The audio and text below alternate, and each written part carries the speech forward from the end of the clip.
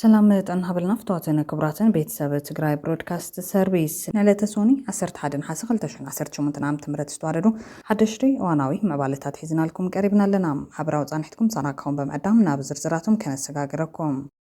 ብቀዳምነት ቀንዲ ነጥብታት ዜና ጀነራል ጻድቃን ገብረትንሳኤ ህወሓት ብብረት ምጥፋእ ከም ዘይከኣል ኣፍሊጦም ኣብ ከተማ ዳንሻ ኣብ ሓደ ሆቴል ኣብ መንጎ ምክልኻል ኢትዮጵያን ኣመራርሓ የተከዘዘብን ብዝተፈጠረ ግጭት ላዕለዋይ ሓላፊ የተከዘዘብ ድሕሪ ምቕታሉ ወጥሪ ተኸሲቱሎ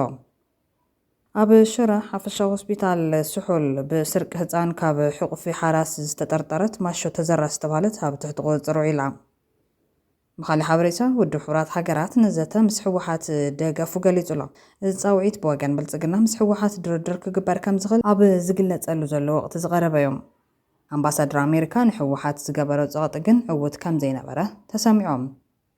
ኤርትራ ንባድመን ዓሰብን ዘጠቓልል ሓድሽ መጠንቀቕታ ዝሓዘ መግለፂ ዘርጊሓላ ብኻሊእ ምዕባለ ንኣምሓራ ፋኖ ዝመርሕ ዘመነ ካሴ ምስ ፈረንሳዊት ጋዜጣ ለቴምፕስ ኣብ ዝገበሩ ቃለ መሕተት TDF ሓዊሱ ምስ ካልኦት ዕጡቓት ንምትሕብባር ንኣስታት 8 ኣዋርሕ ዘተ ከም ዝተኻየደ ኣረጋጊጹሉ ብልጽግና በወገኑ ኮሚሽን ፖሊስ ክልል ኣምሓራ ብጀነራል ክምራሕ ወሲኑሎ ላዕለዋይ መሪሕነት ሰራዊት ሓይሊ ሰላም ትግራይ TPF ድማ ብሃንደበታዊ ሓደጋ ተሰዊሉ ነዚኣቶም ካልኦት ኣገደስቲ ምዕባለታትን ሒዝናልኩም ኣለና ምሳና ጽንሖም ላዕለዋይ መሪሕነት ሰራዊት ሓይሊ ሰላም ትግራይ TPF ብሃንደበታዊ ሓደጋ ተሰዊዮም TPF ላዕለዋይ መሪሕነቱ ብዘጋጠሙ ሃንደበታዊ ሓደጋ ብመስዋዕቲ ከም ዝተፈለዩ ሓቢሩሎ ምክትል ኣዛዚ ግንባር ሓደ TPF መሓሪ ከላሊ ብሓደጋ መኪና ህይወቱ ከም ዝሓለፈ ምንጭታት እቲ ግንባር ሓቢሮም ምክትል ኣዛዚ ግንባር ሓደ ሓይሊ ሰላም ትግራይ TPF መሓሪ ከላሊ ትማሊ 10 ናሓሰ 2018 ብዘጋጠሙ ሃንደበታዊ ሓደጋ መኪና ህይወቱ ከም ዝሓለፈ እቶም ምንጭታት ሓቢሮም እቲ ኣብ መንእሰይ ዕድሙ ኣብ እዋን ኩናት ፅንተት ተጋዳላይ ኮይኑ ንህዝቡን ዓዱን ዓብይ ተስፋን ዕላማን በምስናዕ ብዓብይ ተወፋይነትን ቅያዊ ጅግነትን ዘገልገለ መሓሪ ከላሊ ብሃንደበታዊ መስዋዕቲ ምፍላዩ ከቢድ ሓዘን ኪሳራን ምዃኑ ክፍሊ ሓበሬታ TPF ኣፍሊጡሎ ተጋዳላይ መሓሪ ከላሊ ኣብ እዋን ኩናት ህላወ ትግራይ ህዝቡ ካብ ኩናት ንምክልኻልን ነፃ ንምውፃእን ኩሉ ዝከኣሎ ዝገበረ ጅግና መራሕ ምንባሩ ዝካየድ እዩ ዝበለት ሓበሬታ ኣብቲ ዘካየዶ ቃልሲ ዘርኣዮ ተወፋይነትን ታሪኹን ኩሉ ግዜ ክዝከርን ክኽበርን ይብሎ TPF ትግራይ ብሮድካስት ብሕልፈት ህይወት ናይ ዝለግለግ መንእሰይ ዝተሰምዐና ሓዘን ክንገልጽ ንፈቱ ንብፀቱ ቤተሰቡን ነቲ ዋጋ ዝኸፈለሉ መላ ህዝቢ ትግራይን ጽንዓት ንምና ኣብ መንጎ ብኩሉ ገጽ ዘለዎ ተጋሩ ሰላምን ዕርቅን ወሪዱ ዝተበታተነ ህዝብና ተኣኻኺቡ መናእሰይ ትግራይ ዓዶም ትግራይ ሰላም ኮይና ሓጎስን ሓዘንን ናብ ዓዶም ስድሮምን ህዝቦምን ክካፈልዎ እዚ ሕማቕ ኩነታት ሓሊፉ ክብልዎ ናይ ወትሩ ትምኒትናን ጻዕርናን እዮም ናብ ካልእ ሓበሬታት ተሰጋጊርና ዕድመ ሰዓታትን ዘለዎ ሕንጠይ ሰሪቓን ዝወሰደት ውልቀ ሰብ ኣብ ትሕቲ ቁፅጥር ከም ዘውዓለ ፖሊስ ከተማ ሽረ እንዳስላሴ ገሊፆም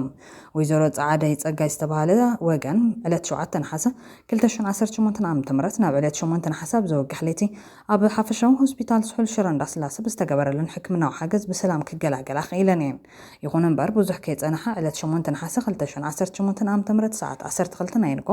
ሓንቲ ውልቀ ሰብ ነተን ሓራስ ወድኺ ኣኽቲበዮ ክመጽ ኢላ ብምትላል ነቲ ሕንጠይ ሒዛቶ ተሰዊራ እታ ውልቀ ሰብ ካብ ቀጽሪት ሆስፒታል ክትወፅእ ከላ ንዓርሳ ሓራስ ብምምሳል ከም ዝኾነ እውን ተፈሊጡሎም ዝሓበሬታ ዝበፅሖ ፖሊስ ከተማ ሽረ እንዳስላሴ ብዝገበሮ ስጡምን ዝተዋደደን ክትትል እታ ተጠርጣሪት ምስ ዝሰርቐቶ ሕንጠይ ኣብ ወረዳ ታሕታይ ቆራሮ ጣብያ ሓፍቶም ቁሸት ጩማይ ኣብ ትሕቲ ቁፅጥር ከም ዝወዓለት ኣተሓባሪ ምፅራይ ገበን ፖሊስታ ከተማ ምክትል ኢንስፔክተር ኣብርሃ ረኣያ ገሊፆም ፖሊስታ ከተማ ንዝገበሮ ዘይተሓለለ ፃዕሪ ዝናዱ ኣካያዲ ስራሕ ሓፈሻዊ ሆስፒታል ስሑል ሽረ እንዳስላሴ ኣይተ ኤርምያስ ጉዕሽ ብወገኖም እቲ ሆስፒታል ካብ ትካል ገባሪ ሰናይ ስሑል ቻሪቲ ብዝተገበረሉ ሓገዝ ድሕንነት ካሜራ ኣቢሉ ናይ ተኻይድ ምትላልን ስርቅን ብቐሊሉ ክከታተሉን ክበፅሑን ከም ዝኽኣል ሓቢሮም ውላደን ዝተረከባ ወይዘሮ ጻዕዳይ ጸጋይ ብግዳን በቐሊሉ ተታሊለን ወደን ብምስኣነን ኣብ ከቢድ ጓሃን ሸቓሎትን ጥሒለን እኳ ተነበራ ዝምልከቶም ኣካላት ብዝገበሩ ርብርብ ወደን ክረኽባ ብምኻልን ሕጉስቲ ከም ዝኾና ብምግላጽ ውላደን ክርከብ ንዝገበሩ ኣካላት ኣመስጊናን ብወለንተኣ ርእይታ ዝሃበት ተጠርጣሪት ድማ ቅድም ክብል ን4 ግዜ ጥንሲ ከም ዝወረዳን ካብ ዘለዋ ባህጊ ውላድ ብምብጋስ ነቲ ተግባር ክትፍጽም ከም ዝኽኣለትን ብምሕባር በቲ ዝፈጽመቱ ተግባር ጣዕሳ ከም ዝተሰማዓ ተዛሪባ እታ ተጠርጣሪት ኣብ ትሕቲ ቁፅጥር ውዒላ ዋኒና ብሕጊ ይረአ ከም ዘሎ ንምፍላጥ ተኻኢሉ ብኻሊእ ወገን ጀነራል ጻድቃን ገብረትንሳኤ ህወሓት ብብረት ምጥፋእ ከም ዘይከኣል ኣፍሊጦም እቲ ጀነራል ህዝቢ ትግራይ ንጽንተት ዝመከተሉ ቃልሲ እውን ልክዕ ምንባሩ ተዛሪበሎ ንህወሓት ካብ ስልጣን ክኣሊ ዝቃለስ ዘሎ ጀነራል ጻድቃን ኣብ እዋን ናይ መፅሓፉ መድረኽ ክልተ ኣዘራረብቲ ጉዳያት ኣልዒሉሎ ኣካፊልናኩም ክንመለስ TPLF ድማ ፖለቲካዊ ውድብ እዩ ፖለቲካዊ ውድብ ብሓይሊ ብጠመንጃ ብውሳነ ክጠፍእ የብሉ ትክክለኛ መንገዲ እሱ ኢለ ዝኣምን ብሓደ ወገን ተጋዲለሉ ናይ ጆኖሳይድ ውግእ እዩ ተኻይዶ ብትግራይ ስለዚ ህዝቢ ትግራይ ነዚ መመካቱ ትክክል ነይሩ ዝብል እምነት ኣለና ኣነ ናብ ካልእ ሓበሬታን ትንሰገር ኣብ ከተማ ዳንሻ ኣብ ሓደ ሆቴል ኣብ መንጎ ምክልኻል ኢትዮጵያን ኣመራርሓይ ተከዘዘብን ብዝተፈጠረ ግጭት ላዕለዋይ ሓላፊ ተከዘዘብ ድሕሪ ምቕታሉ ወጥሪ ተኸሲቱሎም ኣብ ከተማ ዳንሻ ኣብ መንጎቶም ነቲ ከባቢ ብሓይሊ ዝሓዙ ወረርቲ ብዝተፈጠረ ተኹስን ግጭትን ተኹሲ ተኸፊቱ ሓደ ላዕለዋይ ሓላፊ ሓላዊ ፀጥታ ሂወቱ ስኢኑሎ በዚ ድማ ኣብታ ከተማ ልዑል ስጋትን ወጥርን ሰፊን ይርከብ እቲ ግጭት ኣብ መንጎ ባዕሎም ወረርቲ ሓይልታት ምዃኖም ኣብ መንጎቶም ኣሃዱታት ዘሎ ፍልሊ ወይ ድማ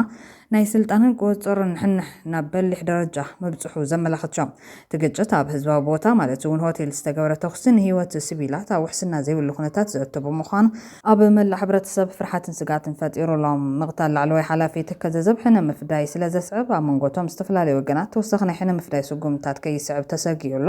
ጠንቂ እቲ ግጭት ዛጊድ ብንጹር ኣይተገለጸን ንኣምሓራ ፋኖ ዝመርሕ ዘመነ ካሴ ምስ ፈረንሳዊት ጋዜጣ ሌቴምፕስ ኣብ ዝገበረ ቃለ መሕተት TDF ሓዊሱ ምስ ካልኦት ዕጡቓት ንምትሕብባር ንኣስታት 8 ኣዋርሕ ዘተ ከም ዝተኻየደ ረጋጊፆም ብልጽግና ብወገኑ ኮሚሽን ፖሊስ ክልል ኣምሓራ ብጀነራል ክምራሕ ወሲኑሎ ነበር ልኡኽ ሕብረት ኣፍሪካ ኣብ ሶማልያ ሚሶም ኣዛዚ ሌተናል ጀነራል ጥጋቡ ይልማ ኣብ ክልል ኣምሓራ ሓድሽ ኮሚሽነር ፖሊስ ኮይኑ ተመዚዞም ናስታት 1 ዓመትን 5 ኣዋርሕን ሓላፍ ፖሊስ ክልል ኣምሓራ ኮይኑ ዘገልገለ ዶክተር ዘላለም መንግስቲ ናብ ቅድሚ ሕዚ ዝነበሮ ስልጣን ተመሊሱሎ ሓድሽ ኮማንደር ሌተናል ጀነራል ጥጋቡ ብኣምሓዳሪ ክልል ኣምሓራ ኣረጋ ከበደ ከም ዝተመዘዘ ፖሊስ ክልል ኣምሓራ እዩ ኣብ ፌስቡክ ገጹ ኣፍሊጦም ንዝሓለፉ 3 ዓመታት ኣብ ግጭት ፀንሐ ሓይል ፖሊስ ክልል ኣምሓራ ሓላፊ ዝኾነ ሌተናል ጀነራል ጥጋቡ ኣብ ሓይልታት ምክልኻል ኢትዮጵያ ናይ ልዕሊ 40 ዓመት ልምዲ ዘሎ ወታደራዊ መኮነን ተባሂሉሎ ሌተናል ጀነራል ጥጋቡ ነዚ ሓላፍነት ዝወሰደ ኣብ ትኽልል ዝንቀሳቐሱ ሓይልታት ፋኖ ምስ ሓይልታት ትግራይ ጽምዶ ዝተባሃለ ጥምረት ከም ዝመስረቱ መንግስቲ ኣብ ዝገልጸሉ ዘሎ እዋን እዮም ንሃገራዊ ምንቅስቓስ ኣምሓራ ፋኖ ዝመርሕ ዘመነ ካሴ ምስ ፈረንሳዊት ጋዜጣ ሌቴምፕስ ኣብ ዝገበረ ቃለ መሕተት ሓይልታት ትግራይ ሓዊሱ ምስ ካልኦት ዕጡቓት ንምትሕብባር ንኣስታት 8 ኣዋርሕ ዘተ ይካየድ ከም ዘሎ ገሊፆም ካብቶም ከም ኣካል ናይቲ ምትሕብባር ዝተጠቐሱ ሓይልታት ጉሙዝ በርታ ሶማልያን ኦሮምያን ይርከብዎም ኢሉ ዘመነ ካሴ ኣብ ዝቕንያት መራሒ ሓይልታት ጽምዶ ኮይኑ ከም ዝተመረፀ ክግለጽ ቀንዮም መንግስቲ ኤርትራ ዝጀመሮ ጽምዶ ናይ ኩናት ልፍንቲ ተጠርኒፎም ዝርከቡ ዕጡቓት ሓይልታት የጥምረት ኃይሎች በዝብል ስያመ ክጽውዑን ብላዕለዋይ ኣዛዚ ኣፋብን ዘመነ ካሴ ክምርሑ ኣብ ስምምዕ ምብጽሖም ክግለጽ ቀንዮም እቲ ብቐንዱ ብመንግስቲ ኤርትራ ተጀሚሩ ድሓር ካብ ትግራይ ናብ ዝተፈላለዩ ኣካላት ዝተዘርግሐ ናይ ጽምዶ ልፍንቲ ንሓይልታት ህወሓት ፋኖ ናይ ኣምሓራ እጉጉም ናይ ዓፋርን ኦላ ናይ ኦሮሞን ዝሓወሰ ብመንግስቲ ሱዳን ሰፊሕ ልፍንታዊ ሓይሊ ምዃኑ ዝፍለጥ ኮይኖም እዚ ልፍንታዊ ጥምረት እዚ ጥምረት ኃይሎች በዝብል ስያመ እናተጸውዐ ክቕጽልን ምስጋገር መንግስቲ ካቐውምን ኣብ ስምምዕ ምብጽሑ ዝተረኸበ ሓበሬታ ወሲኹ ዘረዳም በዚ መሰረት ፋኖ ዘመነ ካሴ ላዕለዋይ ኣዛዚ ዶክተር ደብረጽዮን ገብረሚካኤል ጸሓፊ ኩምሳ ደሪባ ጃልማሮ ምክትል ኣዛዚ ጀነራል ፍሳ ማንጁስ ወታደራዊ ኣዛዚ ከምኡን ጀነራል ተፈራማሞ ምክትል ኣዛዚ ሰራዊት ኮይኖም ከም ዝተመረጹን ኣብ ቀረባ ግዜ ወግዓዊ መግለጺ ክህቡ ከም ዝኾኑን ይዝንጋር እዚ በተቃዋምቲ ሓይልታት መንግስቲ ብልጽግና ዝቆመ ወታደራዊ ጥምረት ጽምዶ ንዝብል ስያመ የጥምረት ኃይሎች በዝብል ስም ቀይሩ ንኹሎም ዕጡቓት ሓይልታት ዘሳተፈ መስጋገር መንግስቲ ክተክል ምዃኑ ዝተገለጸ እንትኾን እዞም ሓይልታት እዚኣቶም ኣብ ሓደ ግንባር ብምዃን ድዮም መጥቃዕቲ ክኸፍቱ ወይስ በብዝመሰሎም እዮም ናብ ኣዲስ ኣበባ ከምርሑ ግን ገና ንጹር ዘይምዃኑ ይዝንጋር ብዶክተር ኣብይ ኣሕመድ ንዝምራሕ ሰልፊ ብልጽግና ካብ ስልጣን ንምላይ እንኮ መፍትሒ ወታደራዊ ስጉምቲ እዩ ኣብ ዝብል መድምድምታ ከም ዝበጽሐ ዘይወግዓዊ ሓበሬታ ምሃብ ዝርከብ የጥምረት ኃይሎች ኣዲስ ኣበባ ንምብጻሕ ክግስግስ ምዃኑን ድሮ ርጉጽ ኮይኑ ይርከብ ነዚ ኣብ ግምት ብምእታው ብልጽግና በወገኑ ኮሚሽን ፖሊስ ክልል ኣምሓራ ብጀነራል ክምራሕ ወሲኑሎም ብኻሊ ወገን ውድብ ሕብራት ሃገራት ዘተን ድርድርን ህወሓትን ብልጽግናን ከም ዝድግፍ ኣፍሊጦም ብኻሊ ወገን ኣምባሳደር ኣሜሪካ ንህወሓት ዝገበረ ጸቕጢ ግን ዕውት ከም ዘይነበረ ተሰሚዑሎም መራሒ ዶክተር ደብረጽዮን ገብረሚካኤል ህወሓት ምስ ኣምባሳደር ኣሜሪካ ዝገበረ ርስን ዘረረብ ታንክታትን ከበድቲ መዳፍዓትን ኣብ ዝቐረባ እዋን ካብ ኤርትራ ናብ ትግራይ ከም ዝኣተው ኣሜሪካ ትፈልጥ እያ ክብል ኣምባሳደር ኣሜሪካ ኣብ ኢትዮጵያ ኤርቪን ማሲንጋ ከም ዝተዛረበ ዝተገለጸ ኮይኖም ብወገን ህወሓት ግን ተቐባልነት ከም ዘይረኸበ እዩ ዝሕበር ዘሎ ድሕሪ ኣብ ከባቢ ሸረሪና ዝተኸሰተ ግጭት ዶክተር ደብረጽዮን ገብረሚካኤል ምስ ኣብ ኢትዮጵያ ናይ ኣሜሪካ ኣምባሳደር ኤርቪን ማሲንጋ ብስልኪ ከም ዝተዘራረቡ የኤምዲ ሚድያ ንምንጭታቱ ብምጥቃስ ሓቢሮም። ዶክተር ደብረጽዮን ፖሊስ ቢሮ ህወሓት ኣብ ዘቕረቦ ሪፖርት ትግራይ ክትጥቃዕ ከላ ኣሜሪካ ስለምንታይ ስቂላ በማል ንኣምባሳደር ማሲንጋ ከም ዝሓተቱ ገሊጾም። ኣምባሳደር ማሲንጋ ብወገኖም ነቲ ግጭት ጀመርኩምዎ ንስኻትኩም ኢኹም ንዲፕሎማስያዊ መንገዲ ዝገደፍኩምዎን ዘዳኸምኩምዎን ንስኻትኩም ኢኹም በማል ንህወሓት ብርቱዕ ነቐፌታ ኣቕሪቡ እኳ እንተተባሃሎም ብወገን ህወሓት ግን እዚ ናይ ኣሜሪካ ኣምባሳደር ክሲ ውድቕ ኮይኑሎም። እዚ ሓያል ምሳሓብ ቴሌፎን ዘጋጠመ ድሕሪ ዛብ ቀረባዋን ዘበት ንብሔራዊ ብርሰት ብዝብል ቴማ ኣብ ዝተኻየዱ ህዝባዊ መድረኻት ህወሓት ዶክተር ደብረጽዮን ገብረሚካኤልን ሓላፊት ቤት ጽሕፈት ህወሓት ፈትለወርቂ ገብረዝጋቤርን ሓዊሱ ላዕለዎት ኣመራርሓት ህወሓት ንትግራይ ኣብ ዘጋጥማ ዘሎ ፖለቲካውያን ጸጥታውን ኩነታት መጻዚ ምድናታትን ኣብ ዝመኻረሉ ንመንግስቲ ፌደራል ካብ ምቕባር ወጻኢ ኣማራጺ ከም ዘይብሎም ኣብ ዝገልጹሉ ዘለዉ እዋን እዮም። ካብቶም ብፍሉይ ኣቓልቦ ብዙሓት ዝስሕቡ ዘለዉ ዘረባታት መራሕቲ ህወሓት ብቀዳማይ ሚኒስትር ኣብይ ኣሕመድ ዝምራሕ መንግስቲ ብልጽግና ፓርቲ ፒፒ ምቕባር ዝብል ዕላዊ መርገፂኦም እዮም። ኣብ መወዳእታ ግን ኣምባሳደር ኣሜሪካ ንህወሓት ዝገበረ ፀቕጢ ግን ዕውት ከም ዘይነበረ ተገሊጹ ኣሎ። ተንተንቲ ከም ዝገልጽዎ እንተኾይኑ ኣምባሳደር ኣሜሪካ ኮነ ንሱ ዝድግፎ መንግስቲ ኢትዮጵያ ብክልተ ምክንያታት ብህወሓት ተሰማዒነቱ ባይታ ዘቢጡ ኣሎ። እቲ ሓደ ኣብይ ኣሕመድ ንናይ ትግራይ በጀት ደው ካብ ዘብሎ እንድሓር ኣብ ልዕሊ መራሕቲ ህወሓት ክህልዎ ዝነበረ ጽልዋ ናብ ዜሮ ወሪድዮም። እቲ ካልኣይ ኣሜሪካ ንህወሓት ማለት እውን ንመራሕቱ ጠቕሊላ ካብ እትገድፎም ወይ ካብ እትርሕቆም ንድሓር ድማ ኣብቲ ውድብ ክህልዋ ዝነበረ ጽዕንቶ ዳርጋ ናብ ባዶ ወሪድዮም። እዚ እንታይ ማለት እዩ ዝብሉ እዞም ተንተንቲ እዚ ማለት ድማ መራሕቲ ህወሓት እንተኾይኑሎም ኣብ ዲፕሎማስያዊ ርክብ ዘይኮነስ ኣብ ቅልጽሞም እዮም ዝኣምኑ ኢሎም ኣለዉ። እዞም ተንተንቲ ወሲኾም መራሕቲ ህወሓት ንናይ ኣብይ ኣሕመድ ስርዓት ክንቀብሮ ኢና ዝብል ወግዓዊ ዕላምኦም ካብ ዝንጽሩ እንድሓር ብጀካ ትግራዋይ ከም ሓቂ ገይሩ ዝወስዶም ኢትዮጵያዊ ይኹን ኤርትራዊ ነበራን። እዞም ወገናት ኣብቲ ዕላማ እምነት ዘየሕድሩ ካብ ወራ ሓሊፎም ናብ ተግባር ዘእቱ ዓቕሚ ኣይብሎምን ብዝብል ርድኢት እንተትኸውን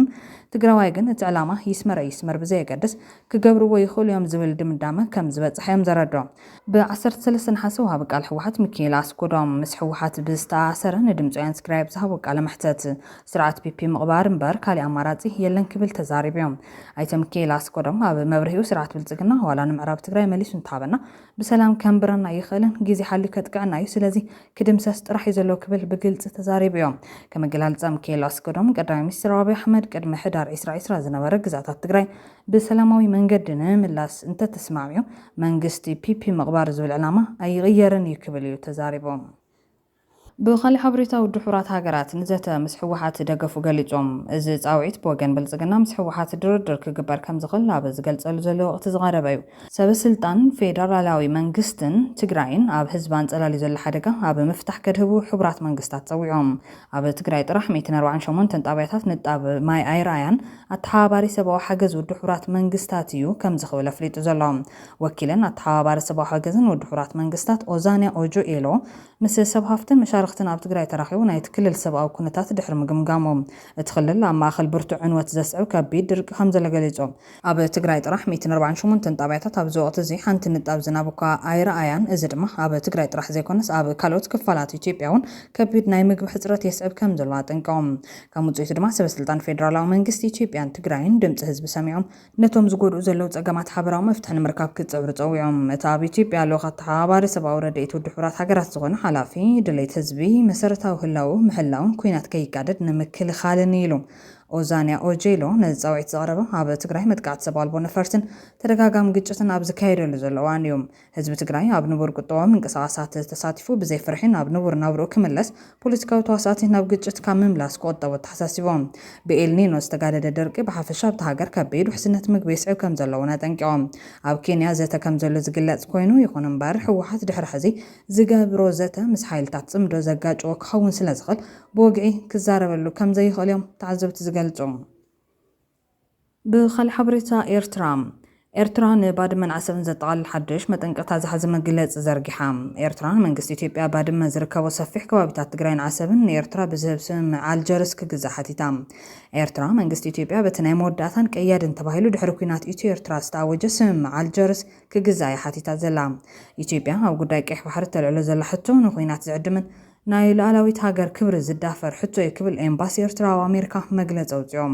ኣብ ዋሽንግተን ዲሲ ዝርከብ ኤምባሲ ኤርትራ ሉዓላውነትን ግዛታዊ ሓድነትን ኤርትራ ዘይደራደር ምዃኑ ብምሙጋት ኣብ ነፍሲ ወከፍ ሃገራት ኣፍሪካ ተመሳሳሊ መትከል ክምልከት ኣለዎ ይብል። እዚ መግለፂ ብቐንዱ ኣብ ቀረባ እዋን ብዶችቬሌ ፎሬን ፖሊሲ ጆርናልን ብዛዕባ ኤርትራ ኣብ ቀርኒ ኣፍሪካ ንዓበይ ዝኸይድ ዘሎ ስትራቴጂካዊ ኣገዳስነት ዝገልጽ ጽሑፋት ዝሃበ መልሲ እዮም። እቶም ዓንቀጻት ንኤርትራ ብዘይፍትሓዊ መንገዲ ዝገልጽ ታሪኻውን ፖለቲካውን ትርጉማት ዝሓዞም ኢትዮጵያ ሉዓላዊት በጻሕነት ናብ ቀይሕ ባሕርን ዘቕረበቶ ጠለብ ሕጋውነት ኣብ ሓደጋ ዘእቱ ምዃኑ ኤምባሲ ኤርትራ ሓቢሮም። ምብጻሕ ወደብ ካብ ሉዓላውነት ዝተፈለየ እዩ። ኤርትራ ብድርድር ስምምዕነት ኣቢላ ናብ ወደባዊት ንግዳዊ ምብጻሕ ክትገብር ትኽእል እያ ትብል። ቁጠባዊ ግን ጂኦግራፊያዊ ድሌታት ግን ኣብ ገማግም ባሕሪ ወይ ድማ ኣብ መሬት ካልእ ሃገር መሰል ክፈጥራ ይኽእልን ክብል እዩ ንኢትዮጵያ ሞጊቱ ዘሎ። ኤርትራ ናይ ኢትዮጵያ ግዛታዊ ክሲ ነጺጋቶላ። እቲ መግለፂ ኤርትራ ኣብ ልዕሊ ኢትዮጵያ ዝኾነ ግዛታዊ ጠለብ ከም ዘይብላን ብዓለም ደረጃ ተፈላጥነት ዘለዎ ወደባት ኢትዮጵያ ንምቕያር ከም ዘይትጽዕርን ይገልጽ። ታሪኻዊ ትርጉሙ ብምልዓል ድማ ኤርትራ ካብ ኢትዮጵያ ተፈንጭላ ወይ ድማ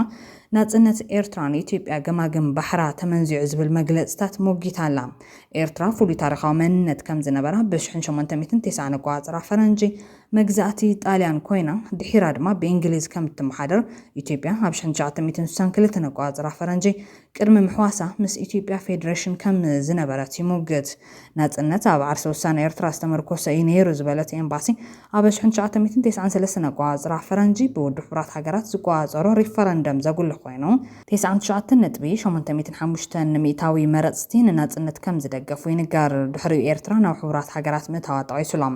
ጉዳይ ዶብ ዝምልከት ኤርትራ ምስ ኢትዮጵያ ዘለዋ ዶብ ሕጋዊ መንገዲ ተረጋጊጹ ኢላ ተማጊታ ኣላ። ነዚ ከም ምርትዖ ዘቕረበቶ ድማ ብሸነኽ ምብራቕ ሰፊሕ ከባቢታት ኢሮብን ጉለም ቀዳን ከምኡውን ወሰን እገላ ዝርከቦ ዞባ ማእኸል ባድመ ዝርከቦ ዞባ ሰሜናዊ ምዕራብ ንኤርትራ ዝሸንሸነ ካብ ኤርትራ ድማ ጾሮና ዝርከቡን ከባቢታት ናብ ኢትዮጵያ ዝጠረረ ናይ መወዳእታን ቀያድን ተባሂሉ ዝተኣወጀ ስምምዕ ኣልጀርስ 2002 ኣቆጻጽራ ፈረንጂ ናይ መወዳእታ ቀያድን ዶብ ክልቲአን ሃገራት ምዃኑ ገሊጻ ኣላ። እዞም ከባቢታት ኣብ ትሕቲ ቁፅጥራ ከም ዝኾኑ ብምምልካት ድማ ኤርትራ ኣብ ልዕሊ ኢትዮጵያ ዝኾነ ግዛታዊ ጠለብ ከም ዘይብላን ብዓለም ደረጃ ተፈላጥነት ዘለዎ ወደባት ኢትዮጵያ ንምቕያር ከም ዘይትጽዕርን ብምግላጽ ዓሰብ ዝብል ሕቶ ናይ ኢትዮጵያ ከም ዘይተቐበሎ ኣፍሊጣ ኣላ። ዝምድና ወጻኢ ብዝምልከት እውን ኤርትራ ምስ ግብፂ፣ ሶማልያ፣ ስዑድ ዓረብ፣ ኢማራት፣ ኣሜሪካን ካልኦትን ዘለዋ ዝምድና በቐንዱ ንኢትዮጵያ ንምምካት ዝተዳለወ እዩ ዝብል ሓሳብ ነጺጋ። ነዚ ዝምድናታት ኣብ ጸጥታ ቀይሕ ባሕሪ፣ ንግዲ፣ ኢንቨስትመንት፣ መጓዓዝያን ዞባ ምትሕባርን ዝተመስረተ ንቡር ዲፕሎማሲ ጌራ ኣቕሪባቶላ። ኤምባሲ ንኤርትራ ምልካዊት ዓፋኒት ወይ ድማ ምስ ሰሜን ኮርያ ትወዳደር ዝብል መግለጽታት እውን ይነጽጎም። ፖለቲካዊ ስርዓት ኤርትራ ቀዲሙ ብዝተወሰነ ፖለቲካዊ መፀውዒ ዘይኮነስ ብናይ ገዛ ርእሱ ታሪኽን ናይ ህንፀት ሃገር ተመኩሮን ክርድኦ ከም ዘለዎ ይሙግት። ሰፊሕ መትከል ኣፍሪካ ዝሓየለ ሰፊሕ ስነ መውገት ብሰንኪ ቁጠባዊ ዲሞግራፊያዊ ወይ ድማ ስትራቴጂካዊ ረብሓታት ኣህጉራዊ ኣፍልጦ ዘለዎም ዶባት ኣፍሪካ ዳግማይ ምኽፋት ንመላእ ኣህጉር ሓደገኛ ቅድመ ኩነት ክፈጥር ይኽእል እዩ ዝብል እዮም። ኣብ መወዳእታ መልእኽቲ ኤምባሲ ኢትዮጵያ ብድርድር ንግዳዊ ኣጠቓቕማ ወደባት ቀይሕ ባሕሪ ክትሓትት ትኽእል እያ። እንተኾነ ግን ነቲ ቁጠባዊ ድሌት ናብ ምሕታት ሉዓላዊ መሰላት ኣብ ልዕሊ መሬት ኤርትራ ክትቀይሮ ኣይትኽእለን። ኤርትራ ነዚ ከም ናይ ኤርትራን ኢትዮጵያን ምስሓብ ጥራሕ ዘይኮነስ ከም መከላኸሊ ናይቲ ሰፊሕ ኣፍሪካዊ መትከላት ሉዓላውነት ግዛታዊ ሓድነት ዝተወረሰ ዶባትን ሉዓላዊ ማዕርነትን እያ ተቕርቦም። እዚ ሓድሽ መግለፂ ምስቲ ንስርዓት ኣዲስ ኣበባ ንምግልባጥ ዝግበር ዘሎ ጽምዶ ዝፀባኬ ኮነ ኣይተርፍን ዝብሉ ተዓዘብቲ ኤርትራ ነዚ ቅዋም ብሕዚኣ መሓዛ ሓይልታት ጽምዶ ንኣዲስ ኣበባ ምስ ተቆፃፀርኸ ዕፃ ትግራይ እንታይ ዝብል ሕቶ ከቕርቡ ተገዲዶም ኣለዎም። ኣብራር ፍትው ዝተባሃለ ትንታኒ ምስ ጉዕዞ ጽምዶ ናብ ኣዲስ ኣበባ ተሒዙ ኣብ ዘቕረቦ ትንተና ምዕራብ ትግራይ መዓዝዩ ክምለስ ክብል እዩ ሓቲቱ ዘሎ። ኣብራር ኣብ ዘርግሖ ጽሑፍ ድማ ጉዕዞ ሰራዊት ትግራይ ንቤተ መንግስቲ ሚኒሊክ ምዃኑ ዝነፀረ ይመስል። እዚ ምስ ናይ ኤርትራ ጽምዶ ዕላማ ኣዝዩ ዝቃደ እዮም። እዚ ተሳኺዑ ንበል እሞ ድሕሪኻ ምዕራብ ትግራይ ክምለስ ድዩ? ተመዛበልቲ ናብ መረበቶም ክምለሱ ድዮም? ምስ ኤርትራ ዝግበር ምሕዝነት ድሕሪ 4 ኪሎ ዘሎ ስትራቴጂካዊ ረብሓታቱ ወይ ዝነፀረ ኣይመስልን ይብል። ኣብራር ወሲኹ ኣብ ኤርትራውያን ኣወንታዊ ኣጠማምታ ዘሎን ኣብ መንጎ ትግራይን ኢትዮጵያን ኤርትራን ዝግበር ሰላማዊ ሕውነታዊ ረኽብን ልምዓታዊ ምሕዝነትን ኣዝየ ደጋፍን እየ ዝበለ ኮይኖም ንድሕሪት ብምምላስ ድማ መለስ ካብ ዝገበሮም ስትራቴጂካዊ ጌጋታት ሓደ ምስ ኤርትራ ዝነበረ ረኽቢ እዮም። ኢትዮጵያ ምስ ኤርትራ ዘለዋ ልምዓታዊ ምትእስሳርን ሓበራዊ ፕሮጀክትን ንኤርትራ ጥራሕ ዘይኮነ ንትግራይ እውን ኣብ ክንዲ ወሰን ማእኸል ብምግባር ኣዝዩ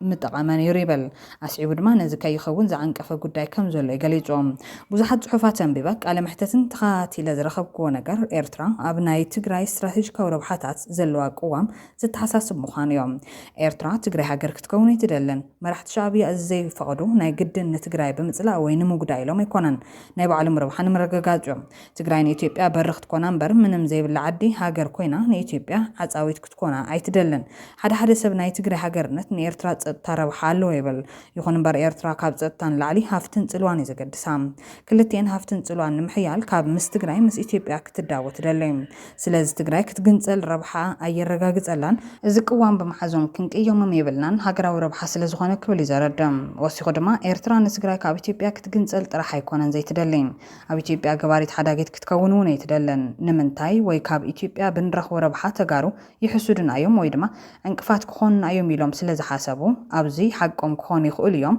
أباريرنا يومنا نتجري وينجن قدينا ويدما وهودان كجزء فتحوي أيقونن يلوم سلاز حسبهم أكالي تيبيا خوينكم بلقاهم مالتون بغطرهم نبر يوم زبل كوينهم أمودات ما زخون خوينو دحر 4 كيلو تجري بحيلا مالتون بزينا إيرترا فقاد ويدقافو كهاجر كتكون تخيلام تجري معراب تجري كتوسد إيرترا يتدلن نتماسل علامة بزخون من قدي تجري هاجر انتخوينا إيرترامس إثيوبيا وهاجر أمحراز الرخبات أباب كوريدور تدلم بركع صواي تدلن از استراتيجيكاو ربح إيرترايو صبو اتحطو جن أب صمدو تاكتيكاو انتزي كوينو استراتيجيكاو ربح تجراين تايو بوتا دراو قولويت كوت ناي زغل ناي فانو دليت قديفنام إيرترا تخفلو زلا مسوات أب صمدوخا كاو هافتن تلوان أب إثيوبيا حليفون تاي استراتيجيكاو ربح نمركاوي الكحتت نزد كرديو ناي إيرترا استراتيجيكاو دليت مس ناي تجراي كما يقعدو سلازم عرب تجراي معازيو زملس كبلو زحتت تاريخاو متنقطاون زعمت أبرار حدا سب أبي نتجراي بايافران مقبار كاب أوباسانجو تمكرو سيدو ويدما كوسدي لسجم زعبي حدقاقن دبروزن كاب أوجكيو مالتون مراحي مبرعو كفال نيجيريا زنورة تمكرو زي موساديوم تجراي مراح تحوحات كاب بايافرا بوزح تمهارو مالتون زمهارو ونقرلهم معرب تجراي نايم ملاس حتى بحبرتن كاب انكار بزي ملعلن تخكلن استراتيجي بزي مختالن نزل عالم مكيم لسه جبر عكايده مخاد حدا كبلي تنقعو زلهم بتماسل من قداو قداي تجراي صبوتن تانب ما بزفلت قبر سلاسي استبحالة تجراوي ون دكتور أبرار أزيو أقداسن كزتيلون نتور قوام كتحزلون زقبانة طبيخة العيل كازبل أدناوت بمغرب نزشعبو أمارات ستات دماغريب لهم نساتهم ون بوغناي ات جونوسايداو سرعه موضع تግራይ بتصمدو اجاما እናገበረት ምዕራብ ትግራይን ጸለምትን ድማ ቅድመ አዲስ አበባ መታው ናጻኮት አለው ወይ ሊአመን እቶም መጻምዲ ብፍላይ ፋኖ ቅድሚ ሁሉ ናብታ ጥቅምት 2013 ዓ.ም ናብ ዝነበርና ያክን መለስ ከቀበለሎም ድሕሪኡ መሬት ይግበአኒ ዝብል እንተኮይኑ ስርዓት ምስተቀየረ ሕጋዊ መስርሕ ተኸቲሉ ክንድድሌት ይሓተት ትግራይ ውን ታሪኻዊ ግዛኣታት ብሎ ተሓተት እትኽርክር ኣብ ምዕራብ ራያን ጸለምትን ጥራሕ ከይተወሰነ ኣብቲ ንሶም ሒዞም ወጽንሑ ታሪኻዊ ግዛኣታትና ንብሎም ከባቢታት ውን ክኸውን ኣለዎ لأمن تخركر بتاريخ ديك خون بحقة منقستي نقول دلو كوين كامتنا حيد اللي تحطو مريحنا تحوحات أو قد أجزاء واحد نتزلو حضور دخمة النارنا كم زبل حتى كقرب تبعاتي هلو دو زبليو إلو لام قال أي مسفان يكون مسير ترازلو تمدو استراتيجيكا وخوينو نمي بالزخ الكونتات أي بس حنان سكاو حزو كلهم نهيلونا قد أيس لزقات تزامي دملوم سرعات أبي أحمد بزحته مسرات تقراي انت تتحبابرو نيرا سرعات شعبية قدم 3 عامات أخيل ونيروم قرح شعبيان زيادة رديو تمدفت يروم صمد بمفتارو أبي أحمد ناب تجرا يخون ناب إيرترا جورز حسب ووج قليل كم زي خون ترديو نيرترا أب بروباغندا كوسن ناب تجرا دما أب بروباغندا مفر رحن سوفت باور تطعمو ناي ملماس استراتيجين كختل زنيهم تجرا نافانو زجبر وجون من زاقة فانو بحد وجن كم أزيو سانو علته وسيدموم بتخلي دما بينهم نت سرعة نمودع كبير مخان ترديو مستجرا زجبر صمدو أقدس جيرهم وسيدمو لهم أزوم ده كلهم حيلتات زوس روزلو حرهرت عاويهم كم دكتور بلو تخبيد حطو دحر ودقات بيبز هلو قوام حد تزامتي انتين كمين يخون زبلي كبل اغنزي بلوم قبر سلاسي اب سالساينت وزل على دما كابيرتران لعلي بوزح زوادت قداي زلنا ام حرافانو دليتاتو نصورن زي ماتنيوم كم تقدم الى زداسكو بتግራይ ወገን ዘሎ መሪሕነት ግን ንጥፍ ኮይኑ ስትራቴጂካዊ ረብሓታቱ ኣብ ምስጓምን ምርጋጽን መመሊሱ ዝወደቀ ምስ ምዃኑ ስርዓት ቢፒ ምስ ወደቀ ምስ ዝሉ ሓድሽ ዳይናሚክስ ንትግራይ ብዝረብህ ይዋጻ ዶልካ ክትስከፍ ባህርያዊ ይበል ከም መዋጽኦ ዝወስዶ ድሕሪ ሕዛብ ኢትዮጵያ ብሕግን ስርዓትን ፖለቲካዊ ጸገም ክፍታሕ ኢልካ ዘይሕሰብ ስለ ዝኾነ ትግራይ ዝተበላሸው ውሽጣዊ ሓድነታ ጸጊና ናይ ቀጻሊ ድሕነታት ተረጋግጸሉ ዓቕሚ ክህሉ ኣገደን እዮም እዚ ኣብ ተረጋግጽ ጥራሕ እዩ ፖለቲካውን ዲፕሎማስያውን ናይ ምውጋዕ ሓይላ ክብዝብል ድሕሪ ውድቀት ቢፕ እውን ምስቶም መጻምዲ ዘሎ ርክብን ንሶም ኣብ ትግራይ ዝሕዝዎ መርገጽን ዝውሰን ኣብ ውሽጣዊ ዓቕምና እዮም ኣብ መወዳእታ ኩሉ ቅዱስ ትግራዋይ ግዝፈት ዛዕባ ተረድዩን ንፖለቲከኛታት ጥራሕ ከይገደፈ ካብ ብሕዝኡ ዝሓሸ ዝብሎ መዋጽኦ ብጽሑፍ ካቐርበን ሓላፍነት ክዋጻን ይግባእ ኢለ ኣመን ክብል ሓሳብ ኣካፊሉሎም ሓይልታት ጽምዶ ግን መዕለቢና ኣዲስ ኣበባ እዩ ዝብል ቅዋም ሒዞም ይቕጽሉ ኣለዉ ብድሕሪኻ ዝብል ሕቶ ኣይተመለሰን ዘሎ እዚ ስርዓት እዚ እንተ ዘይተቐቢሩ ኣብ መቃብሩ ሓዲስ ስርዓት እንተ ዘይፈጢርና እንግዲህ እዚህ ላይ አቶ ሚካኤል አስገደው የሚሉት ምንድነው አልፏል ኦሬዲ በውይይት በድርድር ችግሮች ለመፍታት ይደረግ የነበረው ጥረት ኦሬዲ አልፏል እዛ ስቴጅ ላይ አይደለም ያለነው ነው የሚሉት ይቀጥላሉ ከም ህዝብ ትግራይ ክንነብር አይንኽእል ዝብል ማለት ነው ኣብዚ ኣዘለ ሓንቲ ዝተጋገየ ተራእያውን ክእርማ ዝደሊ ምዕራብ ትግራይ እንተህውና ተፈናቀል ተመሊሱ ከም ዝበሃል ነገር የለን ኣብ እግሪ ጫዓ ዝወቀለት ቆልቋል ተኣትኾን ናነብዕት ትነብር ስርዓት እንተ ዘይፈሪሱ ምዕራብ ትግራይ ጽባሕ ንግሆ ተገዲዱ ተዘበናውን ተወዲዩ መጽዩ ድሕሪ ጽባሕ ንግሆ ይዘዋና ማለት እዩ ናይ ህልውናና ሓደጋ ቀንጥጥና ክንህሉ ክንውስን ክንክእል ኣለና ነዛ ምዕራፍ እዚኣና ክንዳሎ ዘለና ዝብል ኢዱ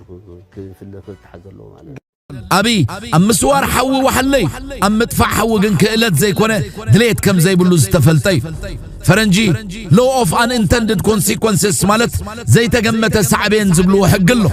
حدا ما راح يحوي خاقود نكله اتحوي خبط تصروت أبو مخان نبعله خبول عخم زقلت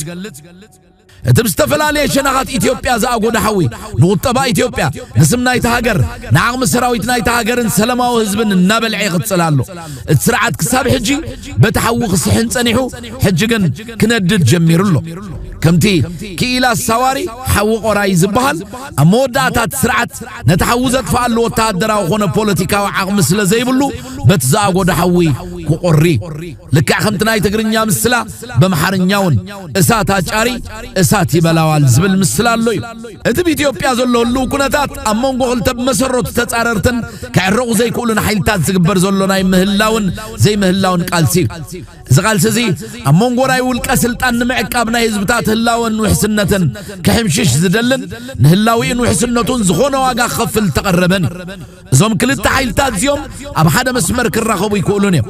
እትስርዓት ንስልጣኑ ክዕቅብ እንተዳ ኮይኑ ህዝብ ዝተበታተነን ንሓድሕዱ ዝናቆትን ክኸውን ኣሎ ህዝብ ህላዊን ውሕስነቱን ከረጋግጽ እንተዳ ኮይኑ ድማ ነቲ ዝበታትኖን ዝናቆቶን ዘሎ ስርዓት ከውድቆሉ ከምኡ ስለ ዝኾነ ይህላውና ኣብ መቃብር ስርዓት ብልጽግና ይዝረጋገጽ ዝበሃል ዘሎ ስለዚ እቲ ኢትዮጵያ ዘሎ ቃልሲ ኣብ መንጎ ስልጣን ንምዕቃብ ሃገርን ህዝብን ናይ ምብታን መገዲ ዝመረጸ ስርዓትን ንባዕሉ ንመሬቱ ንኽብሮቱን ንህላዊን ክብል ናይ መኸተ መገዲ ዝመረጸ ህዝብን ዝግበር ዘሎ ቃልሲ ፖለቲካን ውትድርናን ብማዕረም ስጉሙ ካርል ቮን ክላውዝዊትስ ኣብታ ህብብቲ ኦንዎር ትብል መጽሓፉ ኩናት መቐጸልታ ፖለቲካ ብኻልእ መገዲ ብምባል ይገልጾ ወታደራዊ ሓይል ናይ ፖለቲካዊ ዕላማ መሳርሒ ሓደ ስርዓት ፖለቲካዊ ትርጉም ህዝባዊ ተቐባልነትን ሃገራዊ ስምምዕን ናሽናል ኮንሰንሰስ እንተዳ ሲኢኑ እዘለዎ ናይ ጸጥታን ውትድርናን ትካል ናይ እምነት ናይ ሞራልን ናይ ዕላማን ቅልውላው ስለ ዘጋጥሞ ኣድማዕነት የብሉን ስርዓት አብይ አህመድ ነዘጋጠሞ ፖለቲካው ውድቀት በወታደራዊ ኃይል ክሽፍኖ ይክእልን አብይ አህመድ መንግስታው መዋቅር ኢትዮጵያ ንውልቃዊ ጉጅላውን ናይ ደገን ረብሓታት መፈጸሚ ይጥቀመሉ ስለዘሎ በብዝሕ ሰራዊትን ዕጥቃ አጽዋርን ክስዕሮ ዝኽእል ኃይሊ የለን ሓደ ነባር ሐቂ ክንጠቅስ አንጻር ሓድነት ናይ ህዝቢ አንጻር ሰላምን ምርግጋን ንህዝብታት ብጽልእን ናጋጨወ ስልጣኑ ቅጽል ዝደለ ኃይሊ ተሰዓሪ ቅድሞ ውግእ ሸረሪና አብይ አህመድ ከምተራ ናይ ማሕበራዊ ሚዲያ አክቲቪስት ብጽልኢ ብምፍላይን ብምጎሃር ንህዝብ አምሓራ ኣብ ጎን ኸሰልፍ ዝገበሮ ፈተነ ንብዙሓት አስደሚሙ ነይሩ ህዝብ አምሓራ አይሰማም ከምባል ሓሊፉ አንጭዋ ክልተ ዓንዴል ኢሉ ገሊጽዎ እቲ ኺላ መጣቆሲ ናሃፀየ ዮሐንስ እናጠቀሰ ተጋሩ ጸላእትኹም ዮም ክብል ከይሓፈረ ንኣምሓሩ ከስተምህር ፈቲኑ ሓደ ሃገራዊ መራሒ ንውሽጣዊ ግጭታት ብስምምዕ ዝፈትሕ ክኸውን እምበር ኣብ ቴሌቪዥን ወፂው ናይ ጽልእ ትረኻ ዝዘርእ ካብ ኣብ ዓለም ዘለዎ መራሕቲ ዕሸል በሻሻ ብሕታዊ መራሒ ኮይኑሉ እዚ ድማ እዚ ዕሸል ነውሪ ዘይፈልጥ መራሒ ኢልካ ክትገልጾ ዝገብር حمد بنايت نوران مرحي بحدنت نايتهم سلاماوي حسنت زمدنا زفطرو زلو قلاطف قانا نايتلن قنت تسالت اصمدو بعلكم سمعوه كلتي حزبتات فقري سنايا محزنت زفسس لمعتن نقدن زفسس انفستمنتن ناي كلتي حونت ركبن انت زي كوينو زفسس دم زتكوست ايد زنكساس زسجن وتدرهم كساسات نناي حوار دحننت انت زي كوينو انصارو زقنع كيخون كلتي حزبتات بزغوركم مو تاريخاو ركبن وسانن انصار ناي حوار هلونان وررتن نغورو وتدرهم مدلاومبر دحر هزي انصار نحدحدنا نغورو متخوتاخون متفنانن ايهلو تاريخنا ناي حباريو مصاينا دما ناي حبار سلازخونه صمدو دما بنيش تجميرو ببوانو كمي حنببن يونچفنكم زلو نرئيو سلازلنا نحنا لومون كم قدمنا كم متكلنا نقايبلنا من انت سلامن من انت متكلن زوفن حزبن منغستن كم زلنان اكون كم زلنان دغاغي مخ عبد المازين نسي نايت ግንባር በነበረ ጀነራል ሙሱ ተራሂብና ማለት ሳቶም አብ አሳአላ ናይት ስትራቴጂ بكمرك جمر بكمرك مسودانا بدحريو كتاورك أبو قبيلة ونقولنا نتساقمنا دجان نعسوسا قلنا خنكيت إتي كارتاتات شيلو موتسن هنا قام ناتهم أرجع كاب ورحي حساب كل تورحي فوز دولكم لازم تقعد زي دول قام نيرو درون احنا مسرعنا يوجد انا كم روك طرح رينيات لازم وتنا تقالق ابو هارتا مسرعنا يو ان 45 دقيقه قلنا 5 دقائق صراحه يقول لنا ترى يكونس بحدين جمرنا او حد اوان ني جزاني ني كتاوركه نكمروك ومقاني ابو قبيله ابزينا خنجمر دي انا حنت معلتي ناي او اشتغلت ساعات موداني نازياتا دحريقه في وعدون اللي وصلوا سلام جاتكم صلولات يا معينه كوم يوم ترديهم عشان تعتمد انت زعنا بزينا دما حزبتات زوبازي اني تتحايزنا ابصم دعس لنا زلنا حزبتات زوبازي مرقت يوم نتصوري ايفان نخينات نبلالنا سلام نممصا زخفل كل واقع دما يخفلال بتعاد وغن كينات زوج سلف بالصقنا بتعاد دما خينات يترف زبل حزبتات قرن افريقيا تقدمولو ابز خونتات زي دغف اهغراو ማህበረሰብ አገዳሲው ውድብ ሕቡራት ሀገራት አፍሪካው ሕብረት ይኹን ካልእ ምን ሰላምን ምን ትረብዓ ህዝብታትን ንሰርሕን ንቃለስን ይናዝብሉ ውዳበታት ብጭቡጥ ተገዳስነቶምን ዓቅሞምን ዝሕተትሉ ተሐዋስ መድረኽ ኣብ ቀርና አፍሪካ ተኸሲቱሎ ግጭት ተጀሚሩ ሰባት ምስሞቱ ቆልዑ ምስሰንከሉ ስድራ ቤታት ምስተበታተኑ بغياتنا حزنن مسبزحه ناي سلام اخيباتات مكياد كم تمسل حبرت سبنا زبلو دحر ماي نبعتي يخون سلازي هيوت حزبتات قرن افريقا زمنا يوزلو شاقلوتن كيدقس كاز حدرنا يسنفلال هيوتن نموقد ابي حلافنت حزبتات عالم تسكمكم زلهم اهغراويان محبرسب غبوهم كتغبرو بسم حزبتات قرن افريقا انا حتوكم علنا اتي كتنقساقسلو زغباكم غزي دما حجن طراي نزي دمصنا عالم تسمعيون مبال دماينا نز مسناخل زحلفنا ابزي تقبال غاشان سلاماون زخونه حزب كينيا زركبلو نيروبي وعلى سلام كنكايد زمرصنا عوت نصمدو عوت نحفاش عوت حزب قرن افريقيا سراويت سلام برهانكات سلام فلمن طاري زوباوي فخري صعبو حيه نركبات له اباينا دفن امسكل له امسكنا ፕሮፌሰር መሐመድ እንደምን ዋላችሁ እንደምን አረፈዳችሁ እኔም በዛሬው ዕለት ፖርቱጋል ላይ ተደርጎ የነበረው ስብሰባ የሚቀጥል ንግግር ነው ማደርገው በፖርት ሱዳን ስብሰባ ላይ የኤርትራ ወጣቶች ከትግራይ ወጣቶች ጋር በመሆን ድንበር አካባቢ የሚገኘውን ማህበረሰባቸውን በማገናኘት ሰላምን ለማጽናት ከፖለቲከኛው የበለጠ ከወታደራዊ አዛዦች የበለጠ የህዝብ ለህዝብ ግንኙነት ወሳኝ ነው በሚል የጀመሩት እንቅስቃሴ እያፈራ የነበረውን ፍሬ ለኛ ለማስተዋወቅ የጠሩት ስብሰባ ነበረ ፖርት ሱዳን ላይ የተደረገው። የቀጠና ሰላም የሚሆንበት ቀጠናችን ሀብታም ቀጠና ነው ያለን፣ ግን ህዝቡ ድሃ ህዝብ ነው። በእንደዚህ እንቀጥል ይፈልጋሉ። ንብረታችን ሊዘርፉ ይፈልጋሉ። እኛን እያጣሉ መኖር ይፈልጋሉ። አሁን በመጨረሻ ስርዓቱም ሌሊቱል ቀድር ደርሶበታል መሰለኝ። መውደቁ አይቀርም። ከወደቀ በኋላ እንደ ድሮ ተመልሶ ደግሞ ሌላ አምባገነን መጥቶ እነሱ የሚደግፉት ሞላውን የኢትዮጵያ ህዝቦችን አሰቃይቶ ንብረታቸውን ዘርፎ ደላላ ሆኖ እንዲኖሩ አንፈልግም። ጽምዶ ማለት ህዝብ ለህዝብ መተዋወቅ አለበት። በእኛ መካከል ጦርነት፣ ጥላቻ የለም። አንድ ህዝብ ነው። ስለዚህ ወንድሞቼም እህቶቼም እዚህ ያላችሁ አማርኛ የምታውቁ የማታውቁትም ቋንቋችንን በተለያዩ ቋንቋ መናገር የኔ ሀብታም ነኝ። ሀብት ነው ቋንቋ መናገር፣ ሀብት ነው። እንዳውም የቀጠና እኔ የቀጠና ሰው ነኝ። የቀጠና ሱዳን ሀገሬ ነው፣ ኤርትራ ሀገሬ ነው፣ ኢትዮጵያ ሀገሬ ነው፣ ሶማሊያ ሀገሬ ነው፣ ኬንያም ሀገሬ ነው። ጸጋ ብዙ ሀገሮች አሉ። ስለዚህ ልጆቻችንን በእንደዛ እናስተምር እንፈልጋለን። ናይ ምክልኻል ስትራቴጂ ከምኡን ኣህጉራዊ ሕጊ ሓደ ሃገር ኣብ ልዕሊኡ ዘጋጥም ናይ ድሕነት ስግኣት ወይ ሴኩሪቲ ትሬት ንምምካት ክወስዶ ዝኽእል ስጉምቲ ካብ ነዊሕ ክጽናዕን ክትንተንን ዝጸንሐ ጉዳይ እዩ። ኤርትራ ዝኾነ ስኽፍክፍ ዝብላ ስግኣት ንምእላይ ኣቐዲማ መጥቃዕቲ ክትፍጽም ሕጋዊ መሰል ነይርዋ። እዛ ኣቐዲምካ ምጥቃዕ ወይ ፕሪሚቲቭ ስትራይክ ተባሂሉ እዩ ዝግለጽ። ጸላኢኻ ከጥቃዓካ ምቹእ ግዜ ይጽበ ከም ዘሎ እንተፈሊጥካ ዓቕሚ እንተለካ ብዝጥዕመካ ግዜን ቦታን ከተላድዶ እዩ ዘለካ።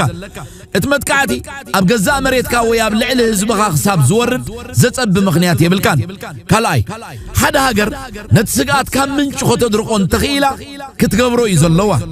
ነቲ ስግኣት ምስ መጸካ ዘይኮነስ እንተኽኢልካ ከም መበገሲኡ ከተምክኖ እቲ ዝበለጸ ስትራቴጂ። ሳልሳይ ሓደ ሃገር ድሕነቱ ብዘተኣማምን ዘረጋግጸሉ ብልሓት ውጥን ጸላኢ ብምብታን እዩ። ስርዓት ዕሸል በሻሻ ጉዳይ ሉዓላውነት ኤርትራ ናብ ዋጋ ዕዳጋ ኸውርዶ ብምሕላኑ ጥራይ ነታን ሉዓላውነታ ክቡር ዋጋ ዝኸፈለት ኤርትራ ዝኸፍአ ጸላኢ እዩ። ኤርትራ ነቲ ናይ ጸላኢያ ውጥን ብዝመስላ ገባብ ከተልምሶን ክትዘራርጎን እትኽእለሉ ብልሓት ክትፍትሽ ሙሉእ መሰል ኣለዋ። ኣብ ኣህጉራዊ ስርዓት ንጸላኢኻ ብዝረኸብካዮ ዕድል ብዘይንሕስያ ብምውቃዕ ኢኻ ትንዕ ከም ዘይብለካ ትገብሮ። ቻርተር ሕቡራት መንግስታት ዩኤን ቻርተር አንቀጽ 51 ነፍሶ ወከፍ ሉዓላዊት ሃገር ርእሳ ናይ ምክልኻል ተፈጥሮኣዊ መሰል ከም ዘለዋ ይዝገልጽ። ስርዓት ብልጽግና ባዕሉ ንሉዓላውነት ኤርትራ ብሕቶ ብምእታው ንኤርትራ ነቲ ዝስማዕ ስግኣት ንምቕንጣጥ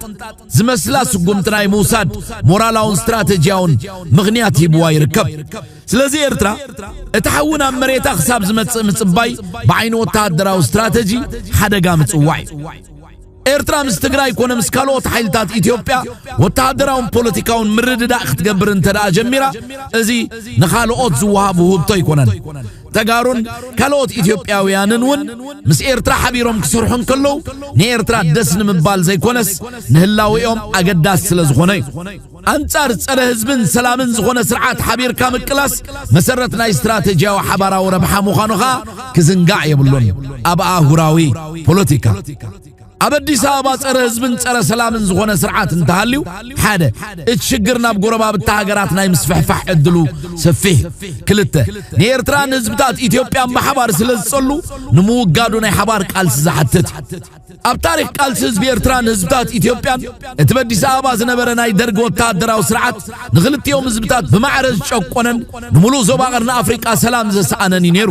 ህዝባዊ ግንባር ንኤርትራ ሓራ ከም ምውፃእ ሓሊፉ ምስ ሓይልታት ኢትዮጵያ ሕወሓት ምትሕብባር ክሳብ አዲስ አበባ ምስጓም ነቲ